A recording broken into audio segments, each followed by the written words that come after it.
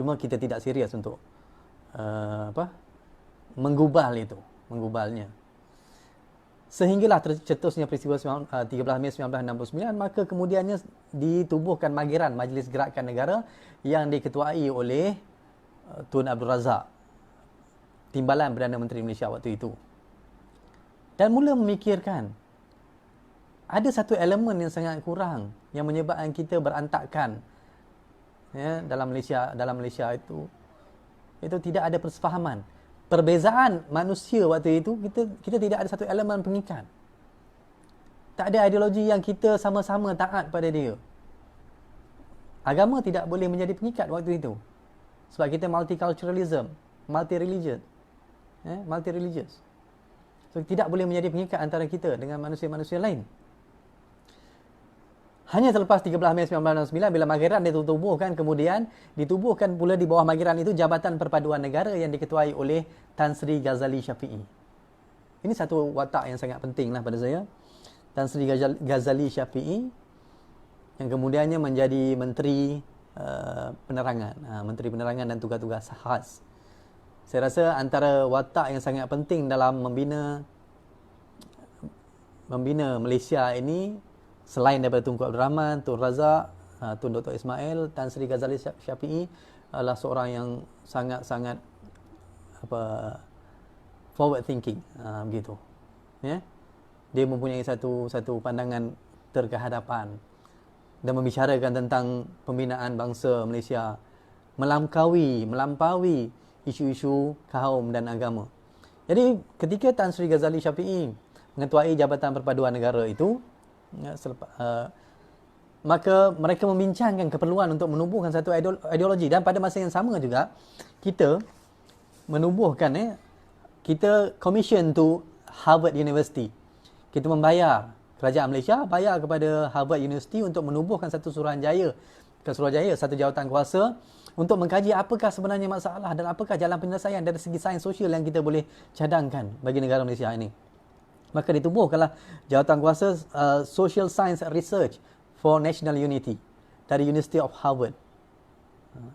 Ini benda yang kita jarang tahu, kan? Dari Harvard University, dan salah seorang yang menjadi ahli jawatan kuasa bagi Social Science Research for National Unity ini adalah Profesor Samuel Huntington.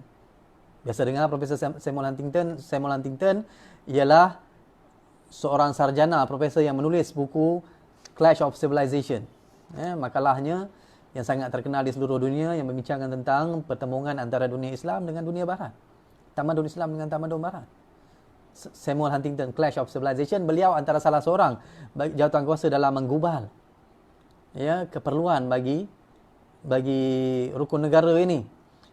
Kemudian dalam peringkat Malaysia, Tunku Abdul Razak, Tan Sri Ghazali Syafiee, mendiang Profesor Kuki Kim juga terlibat dalam menggubal dan memberikan pandangan-pandangan untuk membina elemen rukun negara itu.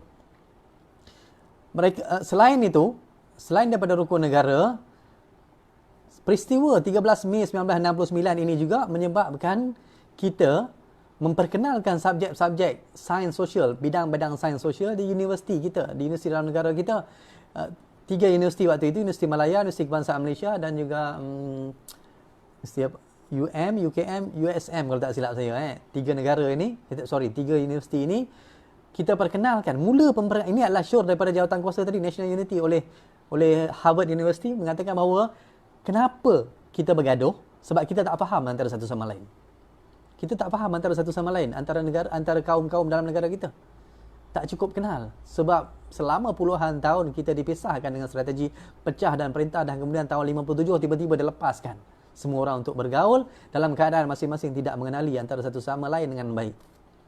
Dan tidak pula ada satu elemen, satu ideologi, satu sentimen yang menjadi pengikat antara hati-hati mereka yang mempunyai budaya yang berbeza, pendekatan yang berbeza, bahasa yang berbeza. Maka jawatan kuasa itu mencadangkan untuk ditawarkan subjek atau bidang sains sosial. Ini ialah permulaan apabila Universiti Malaya memperkenalkan sains politik, sosiologi, subjek-subjek itu. di universiti kita. Kemudian sejarah, subjek sejarah awal lagi. Subjek sejarah waktu UM ditubuhkan tahun 59 tu kan. Memang dah ada dah. Memang dah ada jabatan sejarah, tapi sosiologi, sains politik misalnya tidak ada lagi di UM, di UKM, hanya selepas disyorkan oleh Universiti Harvard yang jawatan kuasa itu tadi, kemudiannya ditubuhkan. Kemudian dibawa dan dibincangkan, akhirnya rukun negara dilancarkan secara rasmi pada tahun 1970. Pada hari kemerdekaan tahun 1970, buat kali pertamanya dilancarkan oleh Sultan Ismail Nasiruddin Shah, iaitu yang di-Pertuan Agong kita waktu itu, melancarkan rukun negara ini untuk menjadi satu elemen pengikat antara kaum-kaum dalam negara kita ini. Semua bangsa tidak boleh menerima satu agama sebagai elemen pengikat. Islam mereka tak boleh terima. Islam untuk kita orang Islam. Bahasa Melayu adalah komunikasi, simbol komunikasi. Walaupun bahasa Melayu itu menurut Tun Dr. Ismail adalah satu elemen yang sebenarnya diletakkan pada 152 Perlembagaan Persekutuan untuk menjadi elemen pengikat bagi membentuk satu bangsa Melaya atau bangsa Malaysia, tetapi secara amnya kita masih belum mencapai kesepaduan ataupun perpaduan yang kita nakkan melalui Perkara 152. Maka ditubuhkan ataupun digubal pula rukun negara. Setelah dilancarkan pada tahun 1970 itu oleh Yang di-Pertuan Agong, maka berlakulah satu proses indoktrinasi. Bila kita dah cipta sesuatu ideologi, cipta aja tak guna. Cipta aja tak guna. Kena diwar-warkan, kena dipromosikan, kena dipublicitikan. Masalah kita ialah apabila kita mencipta sesuatu dasar negara, polisi negara yang baik. Banyaklah dasar negara yang baik semuanya. Tak ada dasar negara yang tidak baik. Kesemuanya menjalani satu proses yang sangat terperinci sebelum digubal, dilancarkan. Tetapi apabila kita lancarkan, benda-benda yang seperti ini yang menjadi elemen pengikat antara bangsa-bangsa, kaum-kaum dalam negara kita, tidak ada promosi yang mencukupi, publicity yang mencukupi.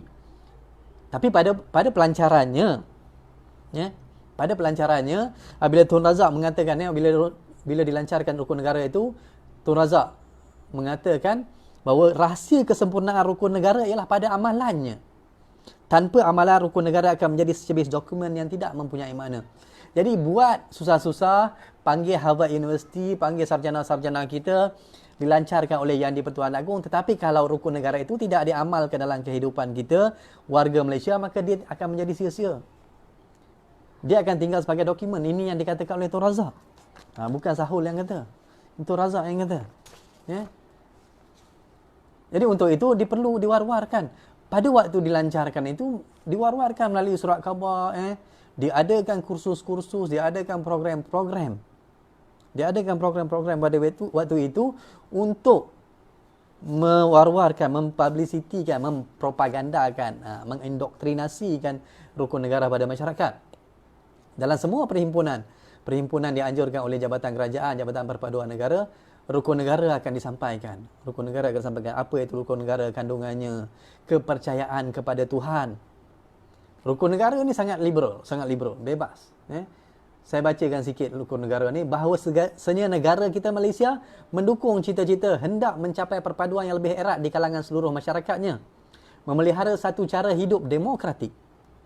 Satu cara hidup demokratik, bukan autokratik, bukan totalitarian, demokratik, bahawa iaitu seluruh warga negara dari segi prinsipnya mempunyai suara, mempunyai kebebasan untuk bersuara, kebebasan untuk berpersatuan.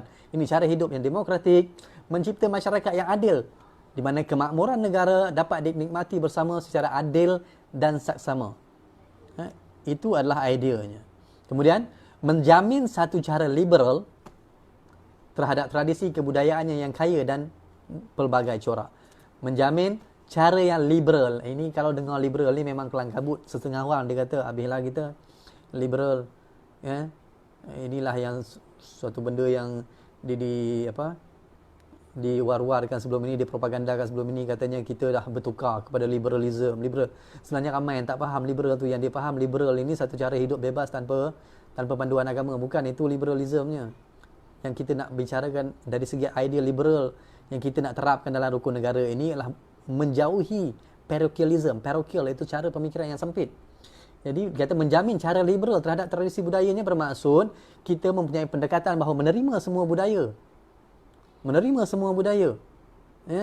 Tetapi budaya yang dominan ataupun budaya Malaysia, identiti Malaysia itu bertunjangkan budaya Melayu dan Islam. Ini yang dibincangkan dalam satu debat antara Yang Berhormat Lim Kit Siang dan juga Profesor Syed Nakib Alatas pada tahun 1968.